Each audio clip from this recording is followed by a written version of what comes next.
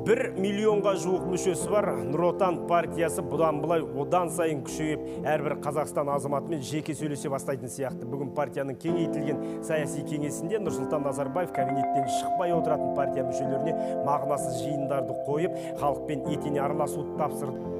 Абай атамыздың басында ми жоқ, өзінде ой жоқ, күлкішіл керден наданның көп айтса көнді, жұрт айтса болды, әдеті надан адамның бойда қайрат, ойда көз болмаған соң айтпа сөз деп күйініштен көкірегін жарып шыққан жанайқайының қаншалықты ақиқат екендігін растайтын мән жайлармен бәріміз де күн сайын бетпе-бет келіп жүрміз.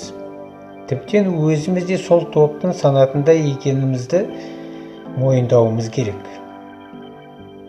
Көпшілігіміздің көппен көрген ұлы той деп жүріп, тойымызбен тобырға айналып бар жатқанымыз өкінішті.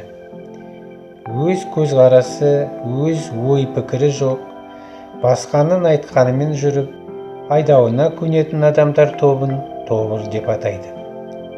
Ондайлардың сан алуан қоғамдық құбылыстарды өз санасының сүзгісінен өткізіп, салыстыра отырып сараптауға сауаттары жетпейді. Ең бастысы, бұлар ақ пен қараның, жақсы мен жаманның ара жігін ажыратып, әр нәрсеге әділ баға беруге талпынбайды. Тобыр айтқанға сенгіш, айтаққа ергіш болады. Бұндайлар ұлт үшін өте қауіпті.